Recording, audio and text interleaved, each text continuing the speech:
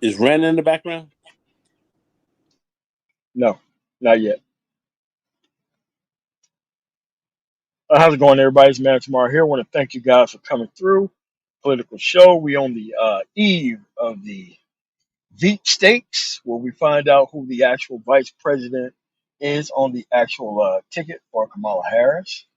Again, like I said earlier, as in Joe Biden stepping down and Kamala Harris stepping in his place.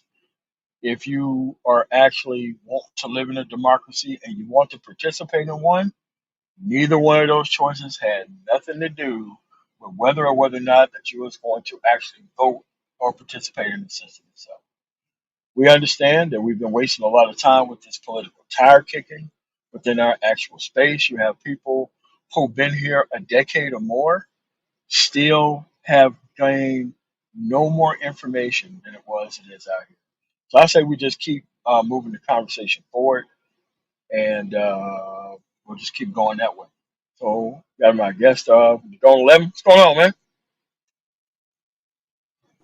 Hey, hey, what's going on, MOT? How you doing?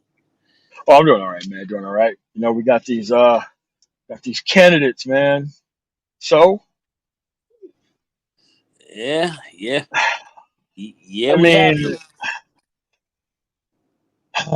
you know what? We'll just go through it, man. Make sure y'all hit the like button upon coming in. Oh yeah, never forget, never forget that. I'm thinking about rerunning that treason to NBD footage, man. You know, right before the election. You know, just give people a little taste, man, for what it was. You know, 4 years ago. Oh my god. Yeah. That But that.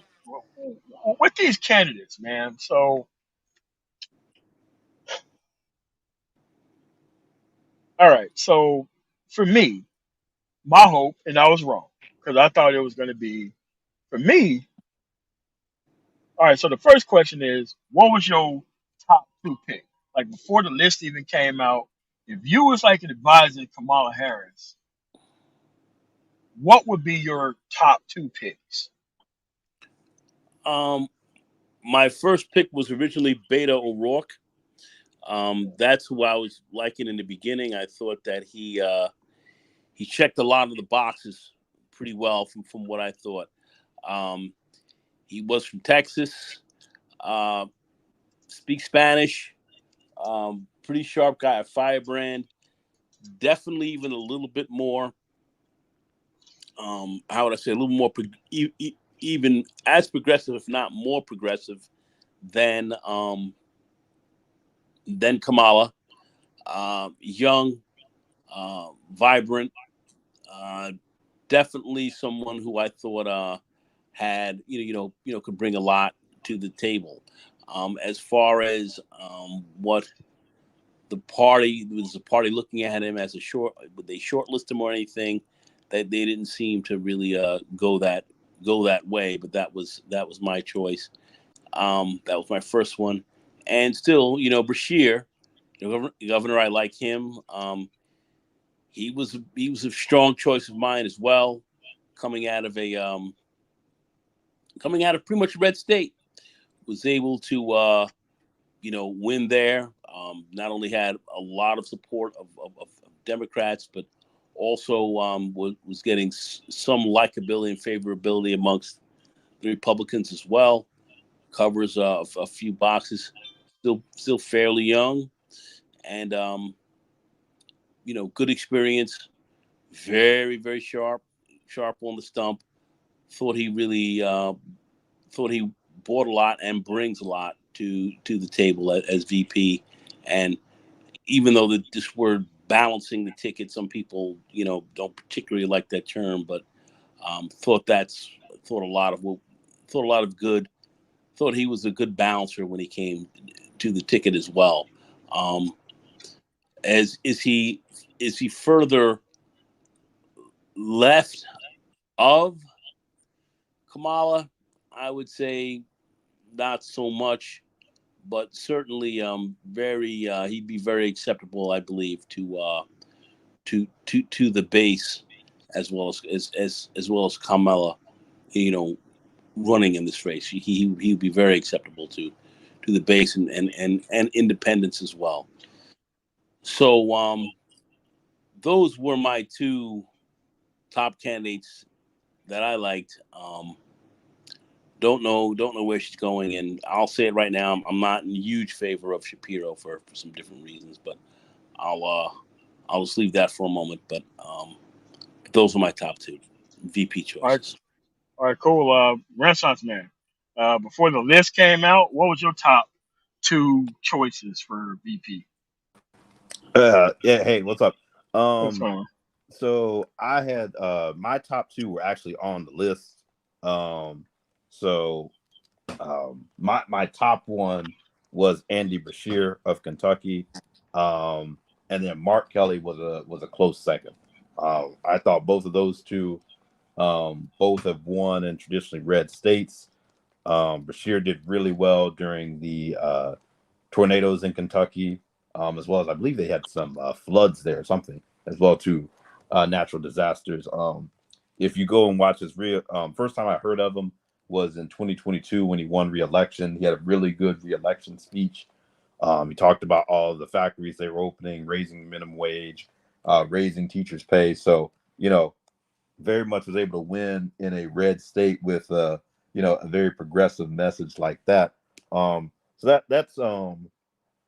that's who my top two were um, before the list came out. Fast forward to now, my top two would be it would still be Bashir, but I'm fully on the Tim Walsh train. I didn't know who he was, frankly, before before the list came out. I heard someone float his name on social media, and I started doing some digging, as well as started to see him come up in some interviews. Really impressed with his background. Is in his second term as governor as well in Minnesota. Was able to govern, I think, with like a one seat majority in the Yes. Minnesota legislature. So has obviously been able to push a relatively progressive agenda. Um, Despite a very narrow margin. Has been he? I know he was a Nancy Pelosi. I read by the Hill a few days ago that she actually supports him as well. That's her choice for VP. As well as he was well liked amongst his colleagues in the House and when he served there. I believe from 2007 to 2019. So he had been there for a while. Um, he's a veteran football coach, teacher, and just comes across as really down to earth, really genuine. And Yeah. I think can go into a lot of these Midwestern states and really appeal to working class people. That's my thoughts. Yeah. I mean, but I picked the same two, obviously. Beto O'Rourke was my best one out the gate. He's 51 years old. I thought the way he ran his campaign in Texas, he would be able to run this because he had to build a coalition to get those many votes in Texas to come that close, which is very close. And had he would have won, he would have flipped that place upside down. It would have went back to like Johnson territory. You know, but Bashir is 46 years old, dude. Dude, they take Bashir out there, and if he would have been the nominee, that dude would have been the shoe in for like the president. Midwestern guy would have probably put Kentucky into play. For me, I think once people find out or even know or notice that Mark Kelly is an astronaut, former test pilot, his wife is Gabby Giffords. Once the story would have came out, there really would have been nothing the conservative movement would have been able to do with that. They can't run. They can't tell that this guy. This is why you need some type of ex-military person on the ticket as of right now. And those are my choices. But I'm hoping right now for Walsh, Tim Walsh of Minnesota. I did not think that before, but the way things are whittling down, I hope it's Tim Walz, union guy. Like you said, he sold progressive policies very nicely to those rural people in the rural area. The same with Andy Bashir. So those were my picks for that. So Yeah, the UAW has actually come out and endorsed Walls as well. So yeah, they're pushing for him as I believe another union came out as well. Well, we have to look at Walls, to I mean, with all the candidates, we have to look at their pros, and we got to look at their cons as well, to make a pretty good choice. Now, Walls, he's not really well known outside of Minnesota, at all. and Democrats could struggle, to really introduce him to the American people, in this relatively short time frame. He's also received, a backlash for his handling of the riots, really across Minnesota after the murder of George Floyd, and his defense of the protesters who kind of participated. So in some ways, he's of more right, if you will, of Kamala. And Walls, he also has kind of remained somewhat a fairly steadfast, I would say, supporter of Israel during its war with Hamas, which which may not play that well with younger, let's say, more progressive voters. The you know the That the campaign Harris really is not only trying to reach, but really is going to need to have. So I see him, like we used to say, in the brokerage industry, about a stock, this is a dog, but it may have some different type of fleas. And what type of fleas does he have? Those fleas he's got on him could be a little bit costly. So the key for really Kamala is not to bring anyone on that is going to potentially bring a little more baggage onto the game. Not saying he's bringing a lot of baggage, but you're going to have to really work hard to push him.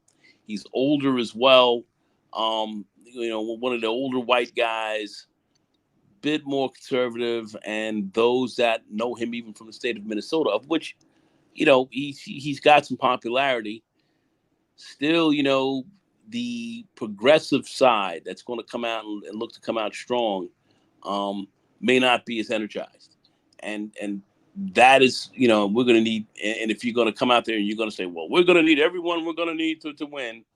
That term is used. We're going to need everyone. You're going to have to get everyone you can, and you don't want to potentially really alienate anybody who's going to do that the best. I have a lot of questions about whether Walls is the guy. Bashir certainly, in my view, is the What's the best? I mean, he was the he, best. he would seem to me, as of what they are looking at now, would he be the best? I'm kind of thinking that he would. You know,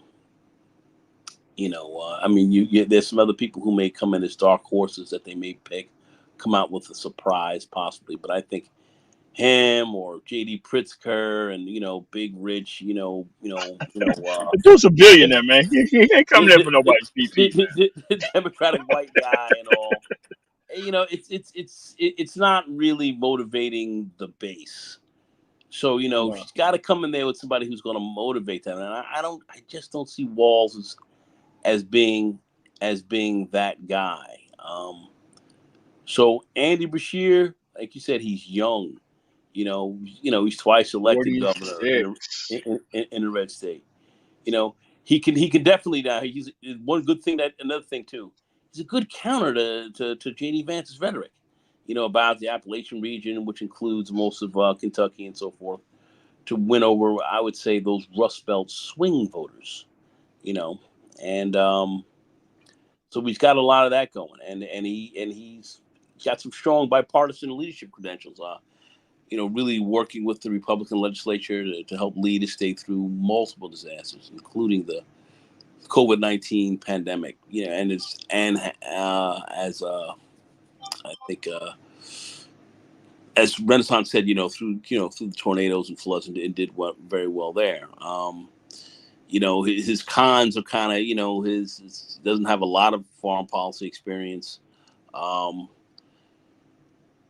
so, you know, That is what's surely lacking on the ticket on both sides. But by the way, yeah, for the first time, that's true. And also, Kentucky really is a Republican stronghold, right? So oh it's yeah, un, legislature it, wise, oh yes, it's so it's unlikely Bashir would really give Democrats an electoral advantage in the state. I don't know if he'll give them an electoral advantage. So that may, that's something you might have to look at. And he also does not. He's a little bit unvetted. He doesn't have the huge name out there yet. And unlikely to have name recognition amongst voters. Kind of outside Kentucky, even though he's oh yeah, no outside doubt. Kentucky, even though he's getting a little more now. So potentially. These things can be overcome. But I see him having a little bit less. I would like to see a candidate who they would pick, who would look to even motivate the base of the party at this stage more. And, But and, and that's this whole base of the party thing, this that's is the a different crop. Okay, so let's look at the people who ran against Donald Trump. That was nothing to excite the base. Tim Kaine, Hillary Clinton, yeah, and I'm gonna say Joe Biden, Kamala Harris is worse than Tim Kaine, Hillary Clinton. Almost the same thing. yeah, Two known moderates together on the ticket. Who was exciting? Nobody. Now, if you look at all the other people who were in name recognition for, it's kind of way better than the 2016 because there really wasn't no kind of up in the air. We knew Hillary was going to pick a establishment person, and along with Joe Biden, he wasn't going to go too far. He was going to pick an establishment person too. So a lot more. What do you call it? Progressive leaning people were in contention this time, other than any other time ever. Like there's more choices. It's probably still going to be Shapiro at the end of the day because they said that they're going to go on the 7 state campaign tour starting in Philadelphia. So Philadelphia is the first spot. Kind of, you would think the first name pick would be, Shapiro. And given how you see all these Republicans and moderates trying to push Shapiro out there as the guy, makes me think that he's actually going to be the pick. Seen the mayor of Philadelphia who pre-leaked the video, quote unquote, about picking him as the actual uh, VP by quote unquote mistake that happened today. Well, So well, was that video, was that like truly a VP video, or was that just more of like them trying to push him, like the mayor I, trying to, I, like, I lobby don't for know, him? man. Because, like, there have been people, like I said, Walls has had like progressives like John Fetterman come to bat and basically say, hey, I think you should pick him over Shapiro. I think like AOC and Bernie have weighed in as well. So I'm wondering if that was, the mayor's attempt to try to, tip the scales as well too. I could be wrong, because I can't believe that there's no way that was an accident, I'm just saying, man. if Like, that's bro, what it was. I don't like these undisciplined actions, man. It's like, bro, you gotta be disciplined with this type of rollout because the media is truly trying to And, find something. it's uncharacteristic too, because the one thing they were talking about is the Harris campaign has been extremely disciplined. They're like, it's kind of crazy how there's really been no leaks. Like, we really technically don't know. I mean, people think Shapiro is the favorite, but I mean, you haven't heard anything, otherwise. And no one thought, 2 weeks ago that Kamala Harris would be at the top of the ticket. Uh, with Biden stepping down, there are still some questions. So, I'm curious just to see like what they actually come up with.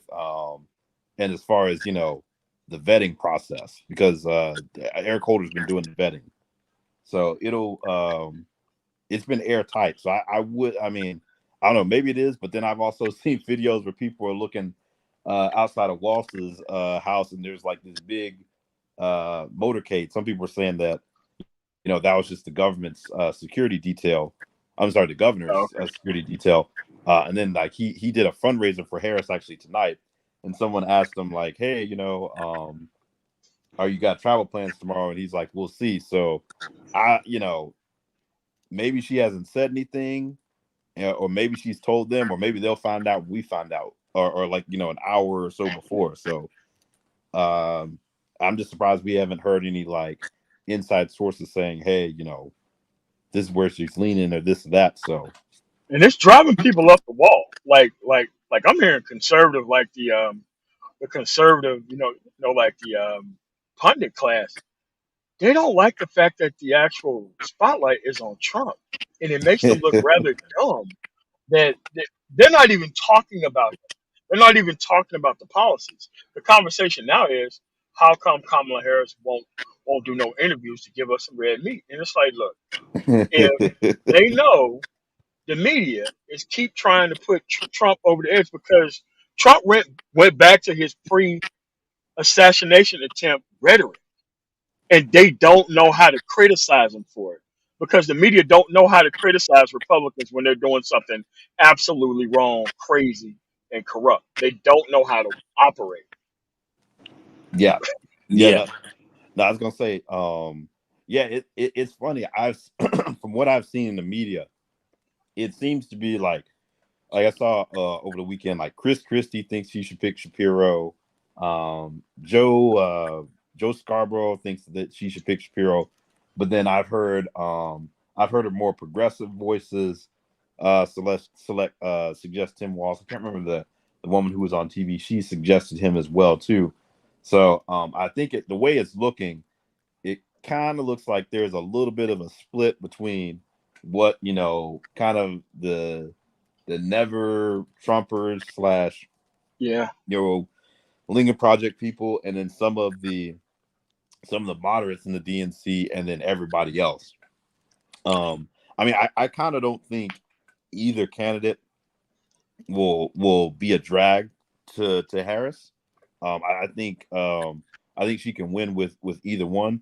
I think the thing you run the risk of with Shapiro though is how much are some people who are more progressive in the Democratic Party gonna be a little bit alienated, because it has been sort of a push from that wing to say, hey, we want someone besides Shapiro. There were questions about how pro labor they are. That even came against Mark Kelly a little bit. Oh yeah. So that Yeah. that that's what I think you run the risk of. At least with Shapiro, is the only downside is more of a how much does the party really splinter? I think most people will probably get on code, because at the end of the day, fighting over a VP pick is not worth Trump getting in office. Well, you really are going to have to get out the progressives more so, and you're going to have to bring on these new group of voters that are actually coming in to this election. That those numbers favor the the Harris side certainly over the Trumpers. That's a fact. You want to make sure that you consistently push to see if you can bring those people in. Somebody like Walls is not going to really help to excite that base. I don't believe. Um, you want those who may be a bit more appealing there. So it's going to be this is going to be somewhat of a it's going to be a difficult pick. It's not going to be the easiest, and I know that they're saying there may be some dark horse candidates in there now, and they're not saying anything because you do have you guys have guys like David Plouffe that are in there now, and Axelrod, and you've got the Obamas kind of behind the scene, and they usually kept a very tight ship So I believe that that's playing a fairly significant role here currently as well. But you definitely want to expand on that new growing base that's coming in. So who that's going to be is is going to be interesting. There's some who believe that if you don't pick the proper VP candidate, that that Kamala will pay for it in November, which is possible. This race is still very close. It's going to come down to a couple of points. Um, the Democrats can certainly blow it. Don't think that it's all in the bag, because that is not true as of yet. And they're gonna have to play this thing. They're gonna have to play this thing carefully, very carefully, and who can help to really excite the base the most and put the onus on the Republicans and shape their image the best are going to be the winners, or who can shape the Democrats the best, and so forth. So you don't want to have people who are going to really not excite the ticket or help to bring more people in. It's going to be key. The VP pick here is going to be very important. Oh, trust me, man. Like we could have did a lot worse. Like we could have put Joe Manchin on the ticket. We could have put Kristen Sinema on the ticket, bro. We could have did a lot worse. Like we had our JD Vances that we could have thrown on the ticket. So it's just that what we ended up with as the end product is still better. But I still think that they got to come out the huddle strong, all the way to the convention strong afterwards. I suggest them not even talking to the media. Oh no, One I talk. mean, she's going to be speaking. And someone put a post. I think the only time Trump is speaking, unless this was wrong, is in Montana this week. Like Oh versus, no. yeah, yeah, versus like Harris and whoever running mate is. They're going to like Seven of the swing states. states. All Yeah, all yeah, seven of the battlegrounds. yeah. They're going everywhere but Georgia, North Carolina, Nevada, Arizona, Michigan, Pennsylvania, Wisconsin. So yeah, versus like I said, in this week time frame, every day hitting a different state versus, you know, like I said, unless it's wrong, Trump only going to Montana. So Well, also they're really. I think they're going to have to really start to push a lot harder their, you know, what they've done. Really get out here and push their record. Really push their achievements. It's great, certainly, to put a lot of heat on Trump and kind of goof on him a bit. And these Trumpers, they kind of goof on themselves a lot. But as of right now as well, got to get your positions out there and really push what the Democrats have done, what they're going to do as far as their positions as they formulate their VP pick, and really go on the offensive there in a big way. And they have to really hit the ground running like mad, um, because that's going to be key, and that's how they're going to separate themselves from this rather weak competition they're going against. But if you let the opposition get on the offensive in that regard, they start to pick up momentum there. Things could get dicey for the Dems, and it's a good chance that these guys could come back and gain the high ground again. Because I still say, and I'm sorry, I'm going to say this. Some people may not like it who are there. So I still say it's still in the the Trump camp right now to lose. It, that's that's where we're at. It's still in the Trump camp. So you're going to have to get these guys. But anyway, I'll leave it at that.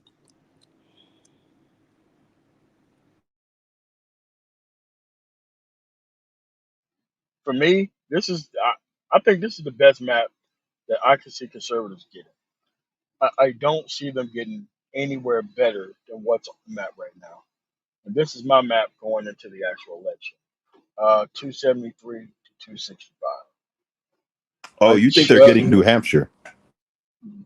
uh, either New Hampshire or Maine, whichever one, interchangeable. It doesn't matter much really. But I just, I, this Georgia thing with them coming out with this voter registration nonsense and that they're not going to take it back before the actual election. Dude, it's just stuff like that that you just got to be locked up. It has to be something federally you can do when the state tries to sabotage the actual voting system and try to throw a whole bunch of people off the rolls. And given how they don't allow kind of same day registering and voting, it's I get real tired of it, man. And when people keep saying that, you know, they don't want to participate in the project process, we got the couch ninjas of the Ottoman Empire, you know. Just want to lounge around, while we're doing all the work. They just want to check in and make sure that the work's already done. It really gets on my nerves. It really does. I would agree. I would agree. Actually, actually, that was my brother's pick with New Hampshire. That wasn't mine. Hold on, that's not my map. My map is this 276 to 261. My brother's map is he still thinks that somebody's going to win one of these four, Maine or that. I'm like, I don't know, especially with who they're going to put on the ticket. I think all that stuff's coming back, you know. But that's just me. Uh, So where's your map at? So what kind of numbers that you got, the map. I think your map is actually looking pretty decent, but now, like I said, there's certain people I thought if you were able to put on this map, we could have been potentially looking at Florida actually being back in play because Florida is people say it's a red state. Well, it's been red for for for two cycles. It certainly during Obama's time it They got was marijuana on the ballot and they got it it abortion on the ballot this it, time it around. was Both of it, them. exactly. So I'm gonna I would say depending. This is depending, and I know some folks may disagree with me here. No problem. You can look at Florida potentially looking to be back in play potentially again. Um, Georgia, got to look at Georgia depending on who we pick. Georgia can be in play if you really get that. If you really get the base to turn out nicely there and progressives, some of the new voters that are coming through college towns and so forth. I've got a lot of people in that area. I'm gonna, I would look at Georgia a little bit as well. So Okay. if you want to blue Georgia up a tad, go ahead. Let's take a I, look at that. I did. Or Let's leave. purple or purpleify it, if that's Yeah, such, if that's such a term. Um, and another dark horse, which some people will look at me and say it's not possible North whatsoever. Carolina. Well, we can look at NC. That's looking potentially flippable, but I was looking more at like if we had somebody like a beta or somebody, we could be looking at Texas. Texas certainly has the numbers and the demographics to certainly be either purple or blue as well. And there are those who would disagree with me, and that's certainly fair enough. But if we could pull them out as well, so I would be looking at numbers more almost it would be somewhat of an electoral college landslide, if you will, if we were able to pull some of that. Certainly, if we were able to grab Georgia um, or North Carolina potentially here, um, that's that's what I'd be looking at. So I'd be looking at somewhere around um, 300 or so, potentially a little bit over there. Um, to 176 or something like that. So that's kind of how I'd be looking at the electoral college This at, is at my this aunt's point. map. My aunt think this is going to be the map right here. Yeah, she think they're gonna take all this shit. She think they're gonna take North Carolina, Georgia, Florida, and Arizona. I'm like, dang, girl, what you on? Yeah, yeah. And North Carolina did go blue in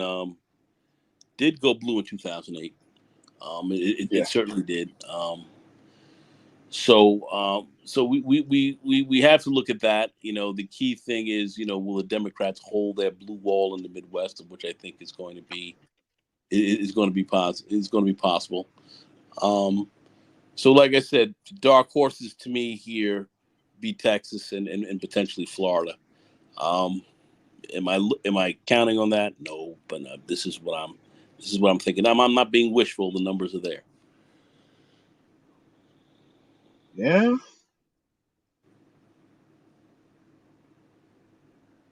I mean, Florida just got way away, like super away. Man, man, it went quick. Well, they had And some what? they had some big electoral victories within the state that the Democrats were able to sweep, um, just last month. So there's a lot happening there that's starting to change. The things are in flux that maybe happen to change the dynamics on the ground. So we have to watch that closely, and depending on how the Democrats come out here and handle this, you could potentially it's within the realm of possibility to flip that state. Yeah, Renaissance man.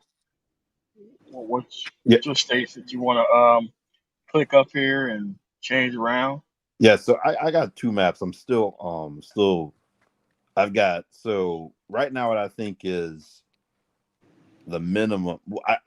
Well, let me say this: the one that I think is probably most realistic, but I'm not 100% sold on it. It could be, there could be another one that could be more, is everything you've got.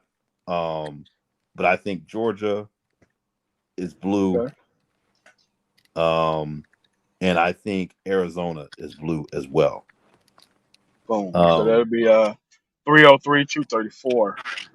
yeah, um, that's that is right now. That's what I think is the most likely scenario. But I also think you could turn North Carolina blue. That one's a little bit more idealistic, but the thing I'm not sold on it yet. I got to keep seeing how the polling looks, but I just think with the top of the ticket with Mark Kelly, with not Mark Kelly, Mark Robinson there, I think that dude is going to be a problem, and I think he could Yes, he pull the is. ticket down. Yeah, my, So, my my cousin lives. I've got a lot of family in North Carolina. My cousin, I'm very close to. We talk routinely, and she's definitely thinking, something could happen in North Carolina, but you have a very rabid base of deep red folks there in that state that are going to come out. That are definitely going to come out for for the Never Trumpers. So that is definitely going to be a difficult fight there, but it is possible certainly to win it if we get very very very large big turnouts in certainly in Raleigh and if they come out very heavy, if you have a lot of people coming out in Charlotte and so forth, if you have those bigger areas that really can come out and make up for some of the rural parts of North Carolina, because North Carolina is still fairly rural in many respects. If you can really get sharp, heavy turnouts there, and bring out a lot of younger voters there, it's certainly possible. It's definitely possible. so, Will they? That's why it's so key to really so, get the base out. Anyway, go ahead.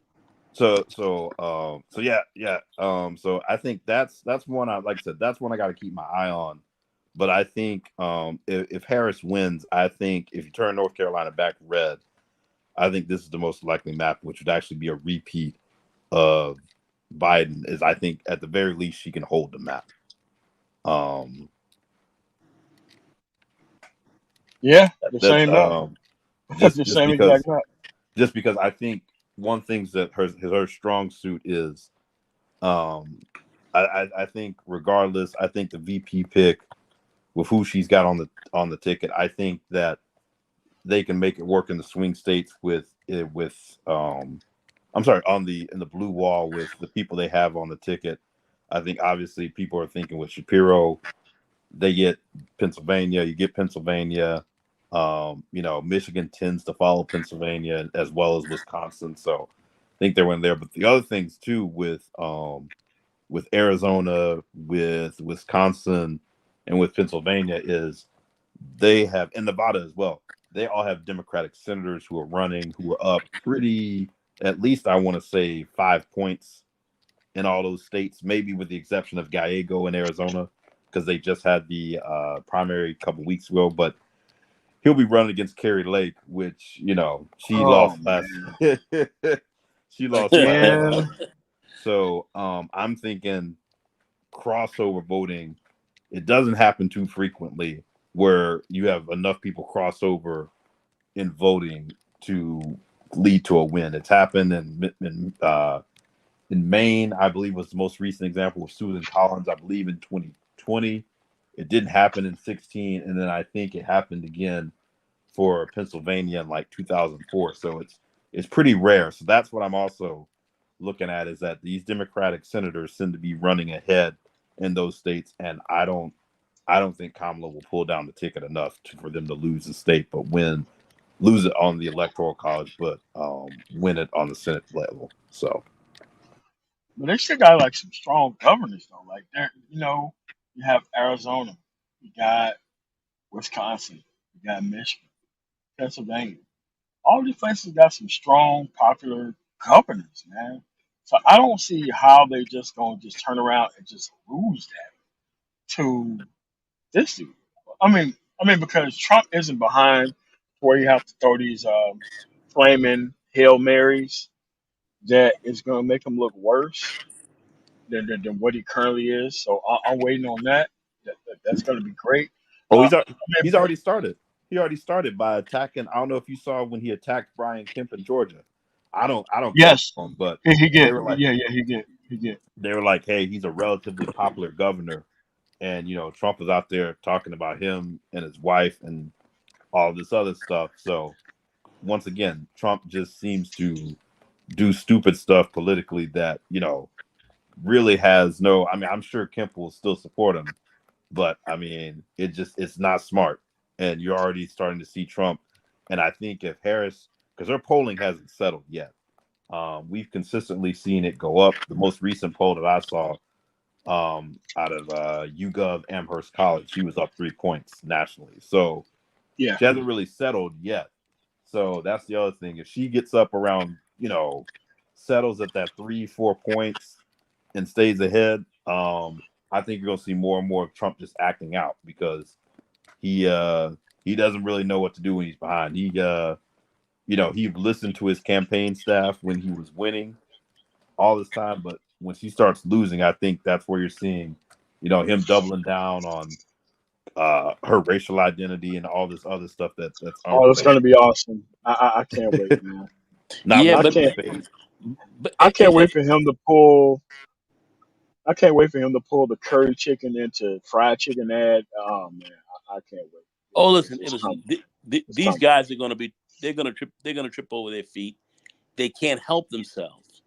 But the issue is there will be some factors that'll come in that might be a little bit beyond the Democrats' ability to kind of change certain things currently. We're looking at the short-term economy where there've been great numbers all year long. Now this quarter came in, you're seeing a little bit of slowing of which was expected. But how will that be perceived? And then there have those, then there are those that are going to try to hype and say, "Hey, look, this economy is starting to tank," and and all, you're going to get all the knuckleheads coming in here saying this, and Yeah, but these are the dudes who y- you know, and judge the the economy effect that by has. like how much a bag of potato chips costs, how much a Big And, Mac and, costs. It's just like bro, like don't you understand that you're not part of the process? Like you have to understand that once you start digging into the couch cushions, kind of like that, it's like bro, like you're not part of the discussion at that point. uh, And it's like these people live in a recession. Like just by surely being unproductive in general, they live in a recession. yeah, they do, and Live listen, in it. and they're not economically successful. Most of them are poor and are not doing very well. I certainly get that. But I'm not so much talking about those distal individuals who are kind of far out of it, but yet they're on the the net and whatever, run their mouths and saying all kind of stuff. I'm just looking at how those kind of center of the road right now, looking at and listening to the economy, the economic numbers, and trying to say, hey, are we going into a rougher time right now, and what effect will that have in the short term? So these are things that I'm saying that you may not have control over. So But the you know stock market always how that'll be perceived. recovered. And it's like the people who are looking at the stock market as a barometer of the economy are not invested in the stock market, let Yeah, alone anything else in society. So it's like I had to tell a person like, okay, do you know what a recession is? And the person was just trying to personalize it. I'm like, bro, that's not. It's like two or more quarters of negative growth. You're just looking at one yeah. actual thing, and the guy was like, "Oh, all this inflation." I'm like, "Do you really think inflation is that big of a problem?" Okay, who's in charge right now? It almost blew his mind that he never asked Republicans to do anything about inflation when Democrats were consistently doing things about inflation when they had the 2 years of the House. And it's like every time you look around, it's like Democrats have a whole different list of things that they have to do. But once Republicans get in charge, everybody forgets that they're in charge. Everybody forgets that they get to ask them for things, ask them why things haven't happened, all of that. And Well, it just amazes me how people don't understand that there's never been a time in American history where you handed an actual bad economy to the to literally the party who don't give a damn about infinite corporate profits that made things better for actual people. Dude, if you looked at what George W. Bush handed off to Barack Obama and what he had to fix, you look at what Barack Obama handed off to Trump and what he turned it into because of his mismanagement of COVID. If you look at what's happening right now, if you hand this off to a conservative, it's not going to go well. And that's always been the case. But Well, yeah, well, people be having well, a they field actually and the Republicans don't govern. I mean, at the end of the day, I'm not. at all, at This is all. not just to say, hey, listen, just look at just look at the history of the legislation that's come down, and that tells you the story. They don't govern. So that's that's what you're looking at. That's why I say it's very important that the Democrats really do, if they're going to win this, because Trump, if people are thinking that Trump is done, you are wrong. So you're gonna have to stay on that piece and really push the achievements, what's been done, and certainly get on that. That's something that the campaign will take care of when they get out there and really roll out their policy paper and really move that. That'll be on her website as well and all that. But they're gonna have to really push Here that you go, and Nagone. really move it. Sounded like a Democratic shield, being up to date on stuff, but apparently nobody's a Republican shield. Not at all. No, no, no. I mean, listen. Hey, listen. We understand how that works. We get it. Yeah. So that's why I don't sit back and really argue that. I get on some of these. So I get on some of these panels just recently, and you just listen to these shills and craziness. It's just, it's ridiculous.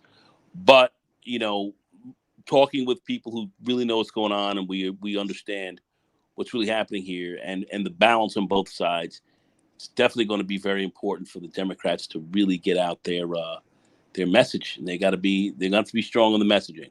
The Yeah. Republicans are good, are better on the message. Even though they have nothing, they push their message, and they constantly push it and it gets out there. And you're going to have to counter that, and that's going to be very important to do. And this is what I mean by like the Dems are kind of acting like the Republicans, being on code, no leaks. What's going on here, Nagone? No, they're running a tight ship right now. They're trying to run a tight ship right now because they know there's a lot at stake. And They remember, normally would let like Joe Manchin or Cinema, stick their head under the tent and then they ratting out everything to the media. Like, man, nah, almost like they learned their lesson, man. nah, they're playing it close. They understand exactly what the stakes are. Remember, you got a little over 90 days, so time is of the essence, and you cannot have big mistakes happening right now like that, and then trying to play a scramble game. Don't lose the momentum if you can. Don't lose the momentum. Don't lose the momentum. I say Kamala should not even still talk to the media because the media is trying to push this horse race. They're trying to make the race closer than what it needs to be, so that way they can sell their media advertising when it comes to these campaign ads. Well, well, the thing is, you were saying, you were saying, like, make it close in the economy. I don't know if you saw, like, everyone was, at least on like social media was freaking out about the economy because the Nikkei went down and then the U.S. stocks Yes. went down this morning, but the Nikkei is already up 10%, Yeah, and U.S. futures are back up. So I'm like, everybody was talking about, oh, stocks have a bad day and this gonna, and I'm just like, but they dude, bounced back. But yeah, they bounced back. I was like, it was already on the U.S. side. It was already priced in because the foreign markets were just reacting to the jobs numbers that came out. And I was like, Yes. if anything, you had a bunch of economists who were saying, hey, Powell should have cut rates at this last meeting. I think Yeah. without a doubt now, you're going to see a rate cut in September, and you may see a larger rate cut. And you have some people calling for an emergency cut. Um, I saw that earlier today, but we'll see. If they're seeing the foreign markets basically wipe out the losses almost that they experienced in the first place. Yes. We'll see if that call lasts. So, if anything, if you get a rate cut in September, Trump is not going to be happy. But if anything, with the jobs report and unemployment ticking up now, inflation appearing to cool somewhat, I think you're going to see it. You're even seeing, I think they're talking about treasury yields are coming down, and that mortgage rates are already starting to come down too. Well. See, you hit it right in the head. These are the facts, and these are the factors you got to play in if you're going to be dealing with inflation. One of the things that people don't want to admit because they don't understand how some of this works is when you have very low unemployment, a lot of jobs, and things are running kind of high. Things get a little bit more expensive. The corporations and so forth raise their prices on goods and various items and so forth. So things get a little bit more inflationary. They do. Rates go up a little, so you start to cool the economy down a little bit. Rates and these kind of things come down. This is concomitant with that type of activity, but a lot don't understand that. I think I was on Ike's program one time. I think we were on making your case, and I explained that somewhat, but that doesn't get explained well. And the problem is, unfortunately, here in this sector, since we have a lot of very uninformed people. Um, and remember, black men are targeted most for misinformation because we tend to have least amount of information. A lot of people are not aware of kind of how this stuff works. So you look at some of this that becomes somewhat problematic. But we have to explain some of this a little bit. But what we're seeing really is really nothing strange here. But there'll be those who will see this and try to run with it, and that's what you have to understand as well. Ignorance and people putting out false information and running with it is part of the game as well. So that's why I'm saying the Democrats on the whole are going to have to play a very key game and really putting a lot of good information out, putting that forward, pressing it consistently, putting that message out. Message is going to be very important. Keep with the message. Um, and that's something that they can't back away from. If they're sloppy or let's say lax in that, it will cost the Democrats. It will cost them.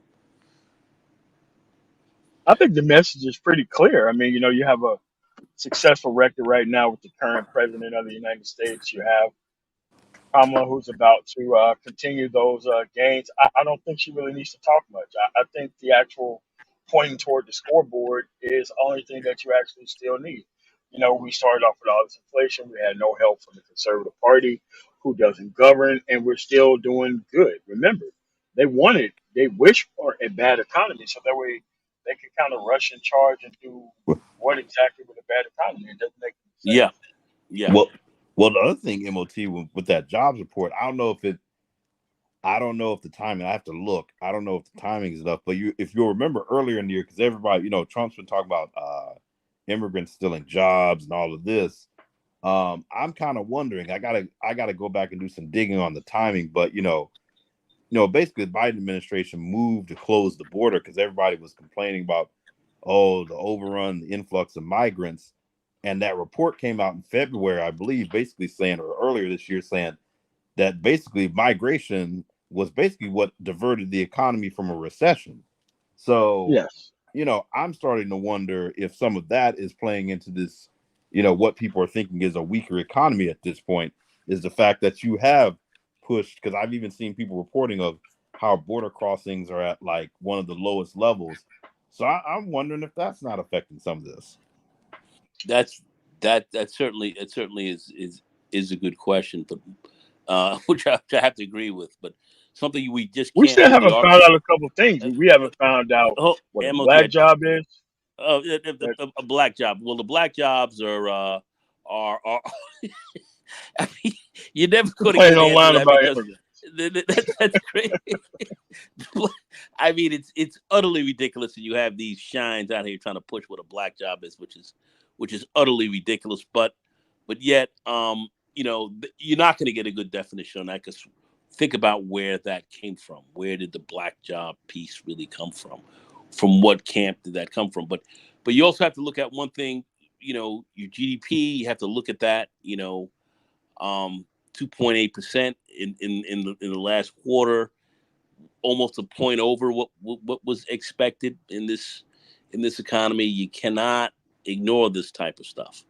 This is very significant, and you'll have those who will try to say, "Well, it wasn't because of the president," and all kind of ridiculous things that they say.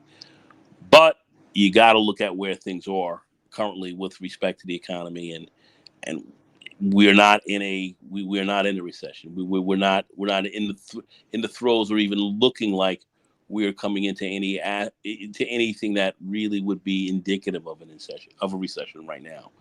So that's why I say it's important to stay really on this message. It's very important for the Yeah, Democratic I mean Party. it's kind of foul to like allow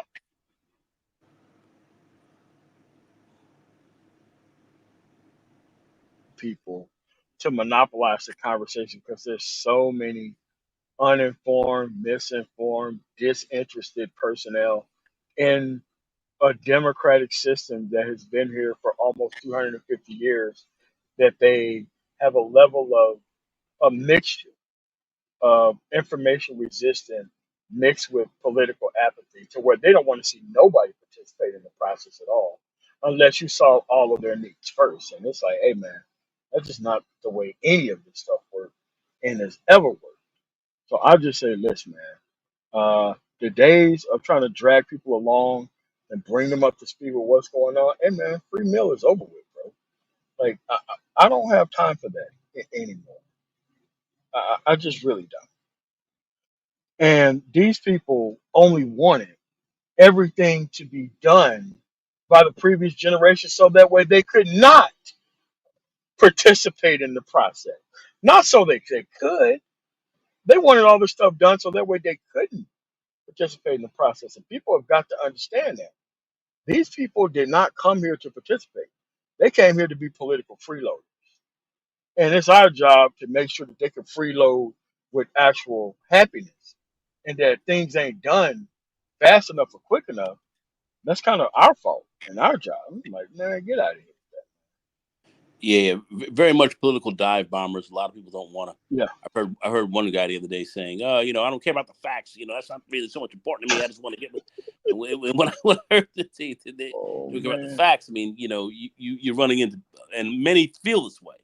So, you have to put that into your pocket and really understand what's really going on, and any misinformation that they're giving to many of these people who once said black men in this, many of us, not only in this sector, but definitely just in our group, are some of the least, um, we're not well educated there. So misinformation, and we are targeted for misinformation more than almost any group out here. So you have to understand that as well, and that's why the Thames got to be really sharp on putting out the proper information and really pushing that narrative. I see the message is very important. Control that narrative. Very important to control that. Once they start talking about this culture warrior nonsense, just start talking about policy, man. Run them right off the political conversation, right off. And that's where they're trying to steer away from. People don't want to talk about policy. They don't Oh no. understand. They don't understand the policies to a large extent, but they definitely don't want to talk about that because that's where they're weak. I'm telling you, like Ronan on Song said it, man. It's so much easier to leave these people behind, man.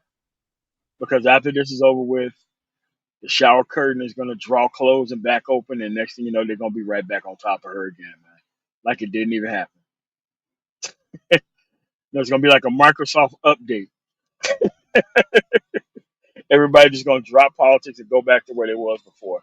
I'm just like, look, man, you keep the conversation level high. You let the people participate how they're going to participate, and the non-productive people will just fall by the wayside. You don't have to keep having this lowest common denominator based conversation so that way you can have a big audience that you're not even trying to serve. At the end of the day, if they don't live in the area to which they're trying to participate in and make better, these people are a drain on society anyway.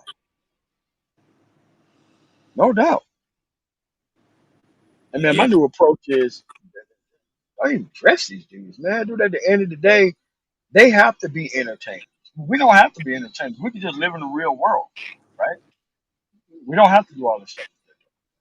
So at the end of the day, we got less than 24 hours. So before we get up out of here, Renaissance man, who is this VP gonna be? Ooh, that's a tough one.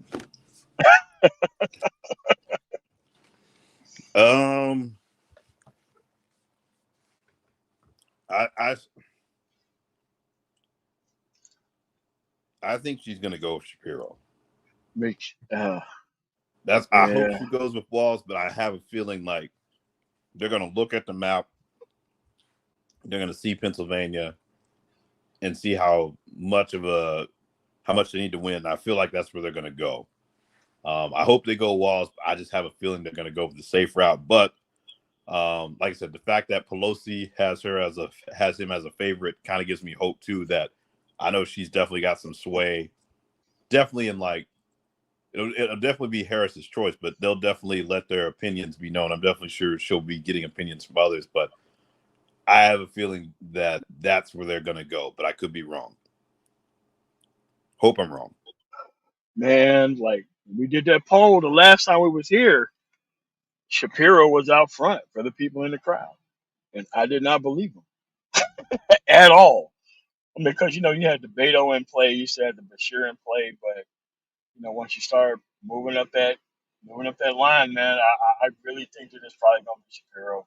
Given that she's making that, it looks kind of crazy for it not to be Shapiro. If she's making her announcement tomorrow in Philadelphia and it doesn't be him, that looks kind of strange. I don't know. That look kind of strange. But if she pulls off a head fake and pick Waltz, hey man, you got to give it to him. You got to give it to him. If Walsh end up being the pick, I don't think he is. I think it's going to be Shapiro, given that they're starting off in Philadelphia and they're doing a seven-state swing state tour. But Nagone, who do you think it's going to be? Oh man, this is really crazy hard because I'm really worried about the decision that she's going to make. Um, I'm thinking Bashir because I really do think Shapiro is a mistake.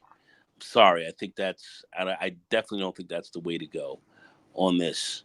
Um, he's bringing a little bit too much. He's bringing some key stuff. He brings some key factors in Michigan and so forth that could be problematic.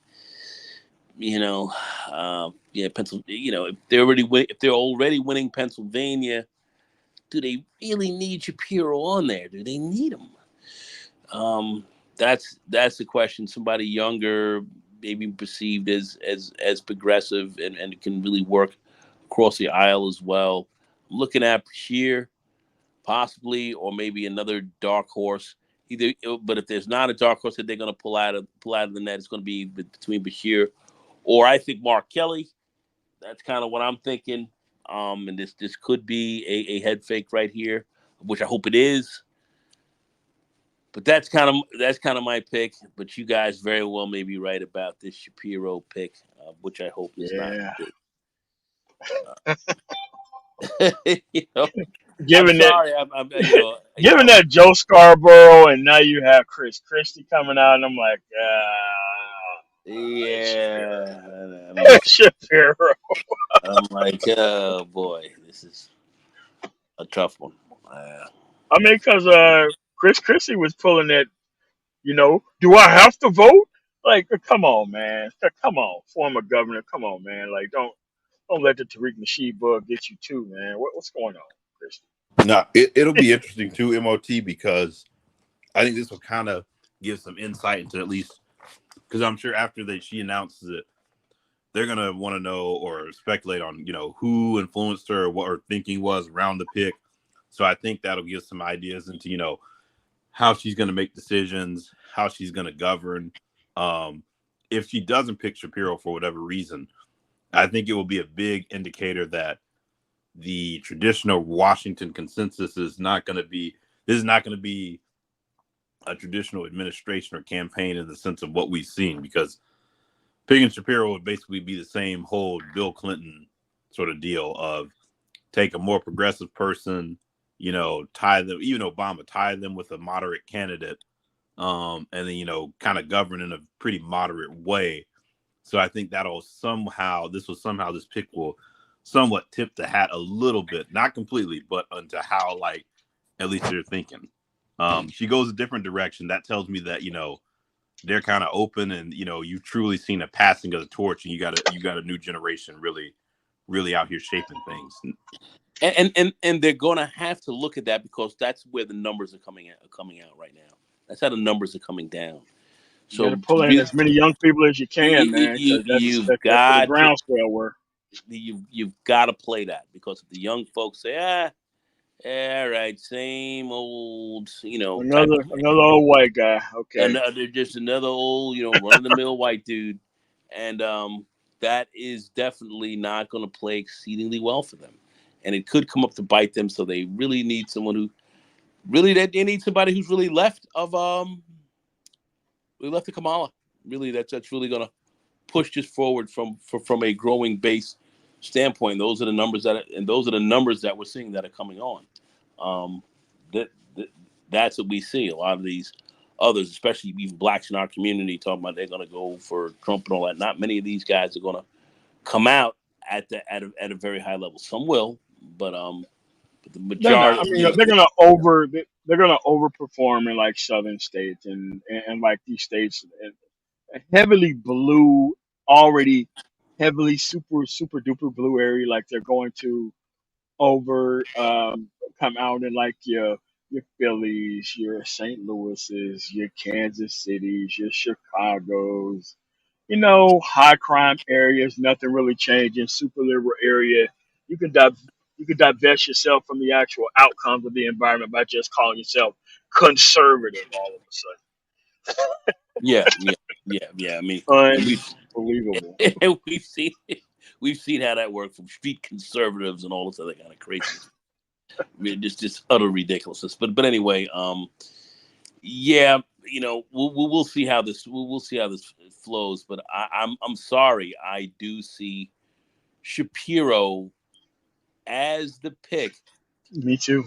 a risky one, unfortunately, and I don't know how well it really staunches up the ticket. We might pay a, you know, we might from a Democratic Party perspective, you may pay a price for that at the polls. Shonda, I do agree with you. I just, when people try to surf in and have these political conversations, I'm like, where do you live at? I'm like, you don't even matter. No, no, stay home. And they're like, no, no, no, no, no, I don't want to talk politics. Like, I'm not talking politics with you. Like, you're not even invested or involved with the process, and there's no real reason for me to waste my time, bring you up to speed, only for you to just walk away from the conversation. I mean, there's only so many times where we can set up this chess table for the pigeon on the other side to just walk all over and just splay all the actual pieces all over the place. Like, man, what are we setting this table for? Dude, it's so easy, so much easier just to lead these people to the devices of where they're actually at, and they're mad for a reason.